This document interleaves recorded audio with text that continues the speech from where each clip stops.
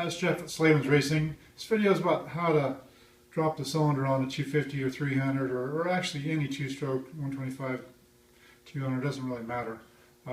This is a 15 KTM 300, but all two strokes are the same. And people call me once in a while and want to know what I use for a ring compressor. Well, you don't use ring compressors on two strokes, at least I never have. Been doing this for 40 years. And I've managed to buy without it. So first of all, you don't want the cylinder or the crankshaft at top dead center, so you don't want the piston all the way up like it is right now. You want it down a little ways. And they don't just rotate freely because there's magnets on the flywheel, and that makes it kind of a notchy rotation. So just drop it down a little ways, and then on the back side of the piston here, there are pins. A pin in each one of these ring grooves, and those locate the ends of the rings. So the ends of the rings have to be exactly where those pins are. If you have the ring over the pin and you force the cylinder on, then you'll damage the piston. I've had guys do that. It's kind of hard to get the cylinder on that way, but you can do it, I guess. So the way I do it is I just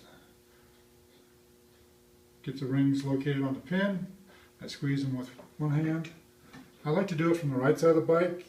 I'm right-handed. It's easier for me on this side, and I get my left hand in easily here. It's also best if this radiator hose here is removed. It does not have to be removed. The carburetor is off this bike. It does not need to be removed. I've got it off for other reasons. I'm going to do some mods to it. But if this hose here is out of the way, it definitely makes it easier to drop the cylinder on. So just squeeze those rings together and then drop the cylinder on. And it should just fall right on. If it doesn't, you should never ever force one on. So before I go any further here, I'm going to talk to you about base gaskets. So this is the base gasket, this turquoise colored gasket here. Called the cylinder base gasket. From KTM they come in 4 different sizes: 0.2 millimeters, 0.4, 0.5, and 0.7. From the factory, I think from about 08 on up, they all come with 2 base gaskets on them from the factory. Guys tell me, oh, I took my top end off and it only had 1. And then I say, well, go get it and start digging at them. Then tell me what you've got. And then you can see right here that there's 2 gaskets. There's a really thin one, a 0.2, and this one's a 0.5. And they're stacked on top of each other. That's how they come from the factory. I'm going to install this cylinder with a 0.4 base gasket because that lowers the cylinder slightly, which retards the port timing just a little and also raises the compression a little.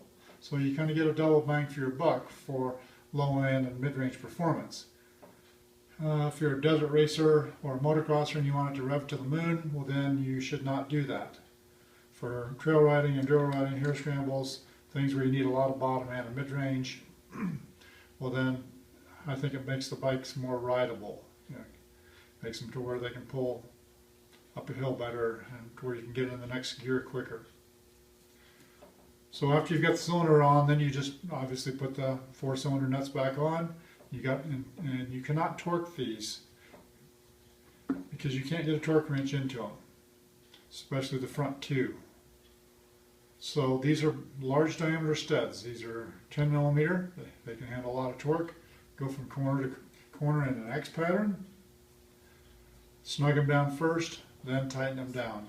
And you can get them you need to get them pretty tight because the 30 foot-pounds is the torque reading on them, and that's quite a bit of torque. From there you hook up your power valve linkage and start reassembling. That's all for now.